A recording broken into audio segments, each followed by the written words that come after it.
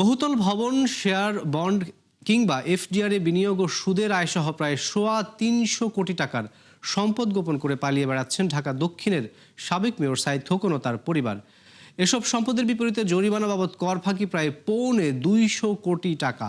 এসব তদন্ত করছে এনবিআরের আয়কর গোয়েন্দা ও তদন্ত ইউনিট। টিআইবি মনে করে যে দায়িত্বে থেকে এই ধরনের অপরাধ করার দৃষ্টান্তমূলক শাস্তি হওয়া দরকার। আরও জানাচ্ছেন মইনুল হাসান।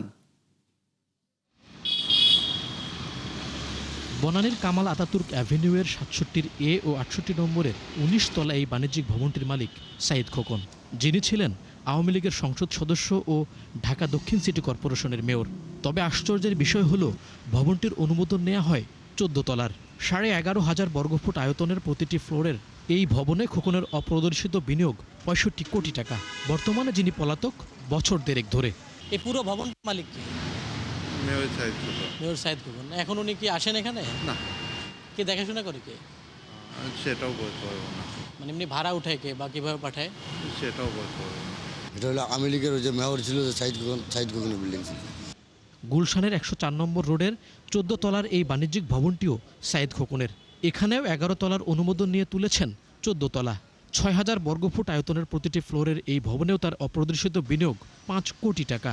বিনিয়োগ গোপনের পাশাপাশি ভবন দুটি থেকে গত ৫ অর্থ বছরে ভাড়া বাবদ আয় লুকিয়েছেন ৪৬ কোটি টাকা, যা উঠে এসেছে এনবিআরের আয়কর গোয়েন্দা ও তদন্ত ইউনিটের অনুসন্ধানে। কার বললেন এটা? সাইদ খোকন স্যার। ২০২০-২১ অর্থ বছরে 4A নামের এক কোম্পানিতে এফটিডিআর হিসেবে ১২.৫ কোটি টাকার বিনিয়োগও গোপন করেছেন আয়কর নথিতে। City bank, Exim bank, mercantile ও ইসলামী ব্যাংক সহ নানা ব্যাংকে মোটা অঙ্কের এফডিআরের তথ্য, সুদের আয়ও দেখাননি সাইদ খোকন। এছাড়া শেয়ার বাজারে বিনিয়োগ ও নিজের মালিকানাধীন আরা হসপিটালিটি সার্ভিসকে দেয়া ১৪ কোটি টাকা ঋণের তথ্য গোপন করেছেন আয়কর নথিতে। মেয়ের পড়ালেখার খরচ বাবদ অস্ট্রেলিয়ায় পাঠানো প্রায় ১ কোটি টাকার তথ্য আয়কর নথিতে দেখাননি সাইদ খোকন। সব মিলিয়ে তার গোপন আয় ও সম্পদ প্রায় ১৫০ কোটি টাকা, যেখানে ফাঁকি ও বকেয়া কর প্রায় ৭৪ কোটি টাকা। শুধু তিনি নন, বিভিন্ন খাতে তার স্ত্রী ফারহানা সাইদের ৮৪ কোটি, মা ফাতেমা খাতুনের ৬৬ কোটি ও বোন শাহানা হানিফের ১৮ কোটি টাকার অপ্রদর্শিত আয় ও সম্পদের সন্ধান পেয়েছেন আয়কর গোয়েন্দারা। সব মিলিয়ে খোকন পরিবারের মোট গোপন আয় ও সম্পদ প্রায় ৩৫০ কোটি টাকা, যার বিপরীতে কর ফাঁকি ও জরিমানা প্রায় ২৫০ কোটি টাকা। আয় ও সম্পদ গোপন নৈতিক দেউলিয়াপনা বলে মনে করছে টিআইবি, যা আদায়ে কর বিভাগের পাশাপাশি দুদককে শক্তভাবে তদন্তের দাবি জানান টিআইবির নির্বাহী পরিচালক। ফাঁকি দেওয়া কর যেটা নির্ধারিত হয়েছে সেটা আদায় করা এবং জরিমানা সহ আদায় করা, এখানে কোনো কম্প্রোমাইজ করা যাবে না। দ্বিতীয় হচ্ছে যে এটি তো শুধুমাত্র কর ফাঁকি নয়, এটা হচ্ছে যে অবৈধ উপার্জন, সেটা গোপন করার জন্য কর ফাঁকির আশ্রয় নেওয়া হয়েছে। কাজে এখানে কিন্তু যে বিষয়টা শুধু এনবিআর এর পাশাপাশি দুর্নীতি দমন কমিশনের দায়িত্ব যে বৈধের সাথে অসামঞ্জস্য সম্পদ অর্জন, এই অভিযোগে, এই অপরাধের অভিযোগে যথাযথ প্রক্রিয়া অনুসরণ করে তদন্ত করা এবং জবাবদিহিতা নিশ্চিত করা। ইতোমধ্যে সাইদ খোকন ও তার পরিবারের সদস্যের ৮০টির বেশি ব্যাংক হিসেবের লেনদেন স্থগিত করেছে এনবিআরের গোয়েন্দারা। খোকন পরিবারের আরও গোপন সম্পদের খোঁজে অনুসন্ধান চালিয়ে যাচ্ছে এনবিআরের আয়কর গোয়েন্দা ও তদন্ত ইউনিট। মইনুল হাসান, ৭১, ঢাকা। যুক্তরাষ্ট্রে পণ্য রপ্তানিতে পাল্টা শুল্ক ২০% থেকে কমিয়ে ১৯% নির্ধারণ করেছে ওয়াশিংটন। সোমবার বাংলাদেশ সময় রাত ১০টায় দেশটির সাথে বাণিজ্য চুক্তিতে সই করেছে বাংলাদেশ। পাশাপাশি যুক্তরাষ্ট্র থেকে তুলা ও কৃত্রিম তন্তু আমদানি করে তৈরি করা পোশাক দেশটিতে রপ্তানিতে পাল্টা শুল্ক দিতে হবে না বাংলাদেশকে।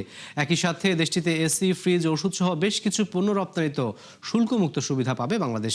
পাল্টা শুল্কের বাইরে আগে থেকে বাংলাদেশি পণ্য রপ্তানিতে দেশটিতে 15% শুল্ক দিতে হতো।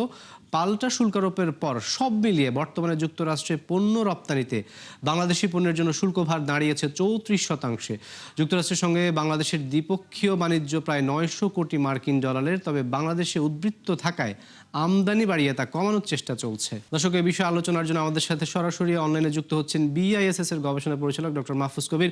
ডক্টর মাহফুজ কবির, আপনাকে স্বাগত জানাচ্ছি ৭১ বিজনেসের এই আয়োজনে। আপনার কাছে একটি প্রশ্ন রাখতে চাই, সেটি হলো যে ১% পর্যন্ত শুল্ক কমাতে পেরেছি আমরা মাত্র, এটি আমাদের আসলে নেগোসিয়েশনের ক্ষেত্রে এক ধরনের ব্যর্থতা কিনা? পাশাপাশি ভারতে কিন্তু শুল্ক কমানোর জন্য আলোচনা করছে, এটা আমাদের জন্য কতটা চ্যালেঞ্জিং হবে? আমরা যে তুলাগুলো আসলে আমদানি করব সেই পণ্যগুলোতেই কেবল আমরা আসলে বিনা শুল্কে প্রবেশ করতে পারবো সেই বাজারে, বিষয়টা আমাদের জন্য আসলে আসলে কতটা চ্যালেঞ্জিং বলে আপনি মনে করছেন? হ্যাঁ, আসলে তো চ্যালেঞ্জ থাকবে, কিন্তু অন্তত এই 1% যে শুল্ক কমানো হলো, এটা অনেক বড় একটা বিষয়। যদিও ভারতের 18% আছে, কিন্তু ভারতের অন্য একটা বিষয় রয়েছে, সেটি হলো যে তাদের পুরো এই যে তৈরি পোশাকের ভ্যালু চেইনটা তাদের নিজেদের দেশে, তারাই তুলা উৎপাদন করে এবং তারাই সমস্ত কিছু বস্ত্র, অ্যাক্সেসরিজ সমস্ত কিছু করে আপনার কিন্তু এই তৈরি পোশাক করে। তো এখানে কিন্তু আসলে এই মার্কিন যুক্তরাষ্ট্রের তেমন কোনো সুবিধা নেই, বরং বাংলাদেশে তুলা এবং ম্যানমেড ফাইবার এটা রপ্তানি করতে পারলে কিন্তু তাদের জন্য লাভ। আর একই সঙ্গে বাংলাদেশ কিন্তু অনেকখানি আসলে এই মার্কিন যুক্তরাষ্ট্র থেকে তুলা আমদানি করছে এই মুহূর্তে, মোট রপ্তানি প্রায় 14%, এবং এটা আস্তে আস্তে আরো বাড়ছে। তো আমি মনে করি যে এখানে আমাদের যে এই সমস্ত মানে মার্কিন যুক্তরাষ্ট্রের যে অত্যন্ত উন্নত মানের তুলা, সেটা যদি আমরা ব্যবহার করতে পারি আমাদের এই যে তৈরি পোশাকে, তাহলে সেক্ষেত্রে এখানকে কিন্তু ওয়েস্টেজ অনেক কম এবং এই ফাইবারের কোয়ালিটি হাই। তো এটা দিয়ে আমাদের অনেক ভালো মানের পণ্য তৈরি করতে পারবো, তৈরি পোশাক পণ্য, এবং শুধুমাত্র মার্কিন যুক্তরাষ্ট্র নয়, আরো পৃথিবীর অন্যান্য দেশে আমরা কিন্তু এই পণ্য রপ্তানি করতে পারবো। তো সব মিলিয়ে আমার কাছে মনে হচ্ছে যেটা আসলে 19%, 18% এটা আসলে কোনো ম্যাটার করবে না, বরং বাংলাদেশের যে পোশাক সেটি কিন্তু ভারতের পোশাকের তুলনায় প্রাধান্য পাবে মার্কিন যুক্তরাষ্ট্রে। এটা আমাদের বড় একটা গেইন। ডক্টর মাহফুজ কবির, আপনাকে অসংখ্য ধন্যবাদ আমাদের সাথে 71 বিজনেসের এই আয়োজনে যুক্ত হওয়ার জন্য। রোজার সামনে রেখে জমে উঠেছে খেজুরের বাজার, তবে বিভিন্ন পর্যায়ে কর ও শুল্ক কমানো হলেও খুব একটা স্বস্তি পাচ্ছেন না ক্রেতারা, কেননা এখনও সেই ভার রয়ে গেছে 38% মতো। অন্যদিকে শুল্কায়ন করা হচ্ছে দ্বিগুণের উপরে আমদানি মূল্য ধরে। ব্যবসায়ীরা বলছেন যে কাস্টমসের এসব কারসাজি ঠকাচ্ছে ভোক্তাদের। আরও জানাচ্ছেন রাকিব হোসেন। বুড়িগঙ্গা নদীর তীরে ঢাকার বাদামতলীতে খেজুরের সবচেয়ে বড় পাইকারি বাজার। রমজান ঘিরে যেখানে এখন রাজ্যের ব্যস্ততা, চাহিদাও এত বেশি যে মধ্যপ্রাচ্য সহ বিভিন্ন দেশ থেকে আসা খেজুর বিক্রি হয়ে যাচ্ছে গাড়িতেই। এবার কম দামে খেজুর হিসেবে পরিচিত জাহিদি প্রতি কেজি পাইকারি বিক্রি হচ্ছে সর্বোচ্চ 210 টাকায়, আর বস্তার লেটকা খেজুর মিলছে 160-এ। তবে দাবাস দ্বিগুণ, মরিয়ম 3 গুণ, আর আজোয়া, মেটজুল, মাবরুমের দাম 1000 টাকার উপরে। একটা নিল 1100 টাকা কেজি, আরেকটা নিল যে 1000 টাকা, আরেকটা নিল 700 টাকা কেজি।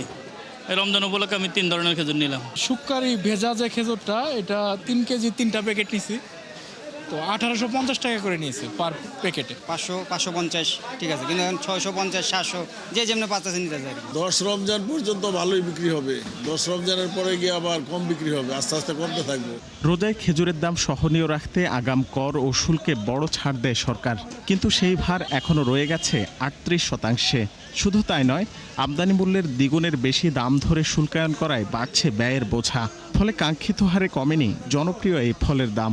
আন্তর্জাতিক বাজার যে অনুযায়ী খেজুরের যে মূল্য, সেটা যদি $1000 হয়, সেখানে আমাদের কিন্তু ডিউটি দিতে হয়েছে, অ্যাসেসমেন্ট করতেছে $2000 থেকে $2500 এবারও। এটা আসলে মানে তারা মানতেছে না, তারা আমাদের ইনভয়েস বিশ্বাস করতেছে না, আন্তর্জাতিক বাজার তারা আমরা চেক করতেছে না। মানে আগে সরকার, বিগত সরকারের টাইমে যেটা করা হয়েছিল, এটা এখনও বহাল আছে। চাহিদার সিংহভাগ খেজুর আসে রোজা ঘিরে। ব্যবসায়ীরা বলছেন এখনও পাইপলাইনে আছে কয়েক হাজার টন। প্রত্যেকটা কন্টেনারে জাহাজ কোম্পানি একদিক দিয়ে ড্যামারেজ নেয়, আমাদের থেকে পয়সা নেয়, আর বন্দর কর্তৃপক্ষ কিন্তু আমাদের থেকে পয়সা দিতে হয়। তো আমাদের কিন্তু এই মূল্যটা যে আমাদের যে খরচটা বেড়ে যায়, এটা কিন্তু ভোক্তার কাঁধেই পড়ে। আমরা কিন্তু যারা ব্যবসা করি তারা লস করে ব্যবসা করব না। এই বছর পড়ে গেছে যে খেজুর উৎপাদন শুরু আর এখানে খাওয়া রমজান শুরু, এই জন্য মাল সব পাইপলাইনে, হালের মাল। এবার স্টোরে কোনো মাল নেই, মজুত নেই। অন্যান্য বছর থাকে স্টোর থেকে এটা যে পরিমাণ লাগে ওই পরিমাণ সেল হয়। ব্যবসায়ীদের হিসাবে দেশে বছরে প্রায় 1 লাখ টন খেজুরের চাহিদা রয়েছে। রাকিব হোসেন, 71, ঢাকা। দর্শক, চট্টগ্রাম বন্দরের চলমান অচল অবস্থা নিয়ে কথা বলছেন বন্দরটির চেয়ারম্যান। আমরা সরাসরি চলে যাচ্ছি সেখানে। ইউনিয়নের একটা প্ল্যাটফর্মে আমরা যুক্ত হয়েছি, সেটার নাম হলো আয়োরিস, এবং এই আয়োরিসের আমরা হলো বাংলাদেশের মানে ন্যাশনাল ফোকাল পয়েন্ট হিসাবে আমাদেরকে ইউরোপিয়ান ইউনিয়ন আমাদেরকে নমিনেট করেছেন, এবং হিসাবে আমরা ফোকাল পয়েন্ট হিসাবে এখানে কাজ করছি বাংলাদেশে, যেটা এশিয়া প্যাসিফিকের 57টা দেশের হলো আমরা পার্টিসিপেন্ট। তো এটা ইউরোপিয়ান ইউনিয়নের একটা প্ল্যাটফর্ম, যেটাতে আমরা এই সিঙ্গেল উইন্ডোতে থাকবো, এবং একই সাথে এটাও আমরা কাস্টমসের সাথে আমরা ইন্টিগ্রেট করে দেবো। তাহলে হবে কি যে কার্গো, তারপরে আপনার কন্টেনার, তারপরে হলো আপনার ভেসেল এবং আইটেমের সব ভিজিবিলিটি আমাদের কাছে থাকবে, রিয়েল টাইম ভিজিবিলিটি থাকবে। তো সেই জন্য এইখানে আসলে অ্যাকাউন্টেবিলিটিটা নিশ্চিত হবে। মানে আগে মনে করেন যে একটা অ্যাকাউন্টেবিলিটির একটা কোশ্চেন থাকতো, তারপর অনেক সময় দেখা যেত মিসম্যানেজমেন্ট হতো, তারপরে ডেলিভারি, এর কারণে ভোক্তারা কিন্তু এটা থেকে অনেক সুবিধা থেকে বঞ্চিত হতো। অনেক সময় আপনার কার্গো ডিটেন হয়ে যায়, সেই প্রসেসগুলো আগে যেমন অনেক সময় লাগতো, দীর্ঘ সময় লাগতো, প্রায়োরিটি পেত না, এখন আপনার অনলাইনে হয়ে যাবে, অনলাইনে করা যাবে। তো এই কারণে আমি মনে করি যে আমাদের যে টোটাল প্রোডাক্টিভিটি এখন যেটা আছে, যে আমাদের কার্গো, আপনার টার্ন অ্যারাউন্ড টাইম, তারপর থ্রোপুট, জাহাজের থ্রোপুট, কার্গো থ্রোপুট, সবই কিন্তু আপনার অনেক বেড়ে যাবে। এবং যে স্পিড টু মার্কেট, যেটা আমাদের মূল লক্ষ্য, যে স্পিড টু ডেলিভারি, এটা বহুলাংশে কমে আসবে। তো সেই জন্য এই প্ল্যাটফর্মটা যে একটা আমাদের ভবিষ্যতের জন্য একটা দ্বার খুলে দিল, যেটা বেনিফিট আগামী 50 থেকে 100 বছর এই দেশের মানুষ পাবে ইনশাল্লাহ। বুঝতে পারছি। তো আমি আপনাদেরকে ধন্যবাদ জানাই যে প্ল্যাটফর্মটা সবাই ব্যবহার করেন, এবং কোথাও যদি আপনাদের কোনো সমস্যা হয়, অবজারভেশন থাকে, তাহলে আমরা একটা হেল্প ডেস্ক রাখবো, সেখানে আপনারা করতে পারেন, যোগাযোগ করতে পারেন, তাহলে আমরাও হেল্প করব। গেল 1 বছরে তেলভিত্তিক বেসরকারি বিদ্যুৎ কেন্দ্রগুলোর পাওনা 5,000 কোটি টাকা পরিশোধ করেনি অন্তর্বর্তী সরকার। সর্বসাকুল্যে যা দাঁড়িয়েছে প্রায় 14,000 কোটিতে। সোমবার সংবাদ সম্মেলনে এমন তথ্য জানিয়েছে বিদ্যুৎ উৎপাদকদের সংগঠন BIPPA। রাকিব হোসেন জানাচ্ছেন বিস্তারিত। শীতের শেষ দিকে এসে বাড়ছে বিদ্যুতের চাহিদা, যা আরও ঊর্ধ্বমুখী হবে রমজান ও গরমের সময়ে। তবে উৎপাদন ক্ষমতার বিচারে স্বস্তি থাকলেও এবার চিন্তা বাড়াচ্ছে আর্থিক সক্ষমতা এবং জ্বালানি সরবরাহ। নির্বাচনের ঠিক 2 দিন আগে এ নিয়ে আয়োজিত সংবাদ সম্মেলনে বলা হয় 14,000 কোটি টাকার বকেয়া রয়েছে তেলভিত্তিক কেন্দ্রগুলোতে, যার মধ্যে 5,000 কোটি অন্তর্বর্তী সরকারের আমলে। এই খাতের সংগঠন বিপ্পার সভাপতি জানান, বিল পরিশোধ করা না হলে সম্ভব হবে না নিরবচ্ছিন্ন সরবরাহ। ক্যাপাসিটি পেমেন্ট হলো 1/3, 2/3 ইজ এনার্জি, মেইনটেনেন্স, ব্লা ব্লা, অন্য জিনিসগুলো। যার যত ক্যাপাসিটি আছে, অর্থাৎ মেগাওয়াটকে আপনি 2 কোটি টাকা দিয়ে মাল্টিপ্লাই করবেন, অর্থাৎ আমরা এই পরিমাণ টাকা লস নিয়ে আমরা ব্যবসা করছি। অন্যান্য বিদ্যুৎ উৎপাদনকারী যারা আছেন, তাদের গ্যাস ট্যাস সব সহকারে ধরি, আমার ধারণা ইন এক্সেস অফ 25,000 কোটি টাকা হবে। কয়লাটা হলে 30,000 কোটি টাকার কাছাকাছি হবে, যেটা আসন্ন সরকারকে অবশ্যই অ্যাড্রেস করতে হবে, তা নাহলে আমরা একটা বিপর্যয়ের দিকে যাচ্ছি। বক্তারা বলেন 2022 থেকে 24 পর্যন্ত বেশি ক্ষতি হয় এই খাতে, আর গণ অভ্যুত্থান পরবর্তীতে বৈষম্যমূলক আচরণ ও চুক্তি লঙ্ঘনে বাড়ে বোঝা। পরিস্থিতি সামাল দিতে অবিলম্বে অন্তত 60% বকেয়া পরিশোধের দাবি জানানো হয়। বিদেশি কোম্পানি একটাও কিন্তু পেমেন্ট বাকি থাকে না, ওদের আমরা বাকি দেখেছি 3 থেকে 4 মাস, 2 থেকে 3 মাস। এর বেশি ক্রস করলে সঙ্গে সঙ্গে বিদ্যুৎ বন্ধ করে দেয়, কিংবা দেওয়ার হুমকি ধামকি দেয়। আমরা তো হুমকি ধামকিও দিতে পারি না। 9,000 কোটি টাকা 1 বছর আগে ছিল, এখন 14,000 কোটি টাকা। 2 দিন পরে যখন নতুন গভর্নমেন্ট আসবে, তাদেরকে 14,000 কোটি টাকা আমাদেরকে দেওয়ার জন্য তাদের একটা প্রেশার থাকবে। বিএনপি গভর্নমেন্ট আসুক, জামাত গভর্নমেন্ট, তারা যেন মনে না করে আমরা তাদেরকে ফার্স্ট পজিশনে ফেলে দিন, বিকজ এটা তাদের প্রবলেম না, এটা এই যে এক্সিস্টিং যে গভর্নমেন্ট, তারা এই জিনিসটা করে গেছে, এবং আমরা আগাম আপনাদের মাধ্যমে এই মেসেজটা দিতে চাই। বর্তমানে 59টি তেলভিত্তিক বিদ্যুৎ কেন্দ্র চালু রয়েছে, যা মোট সক্ষমতার 22%। রাকিব হোসেন, 71, ঢাকা। দর্শক, এই ছিল 71 বিজনেসের এখনকার আয়োজন। সরাসরি সংবাদ অনুষ্ঠান দেখতে চোখ রাখুন 71-এর ফেসবুক পেজে এবং সাবস্ক্রাইব করুন 71-এর ইউটিউব চ্যানেল। থাকুন 71-এর সাথেই।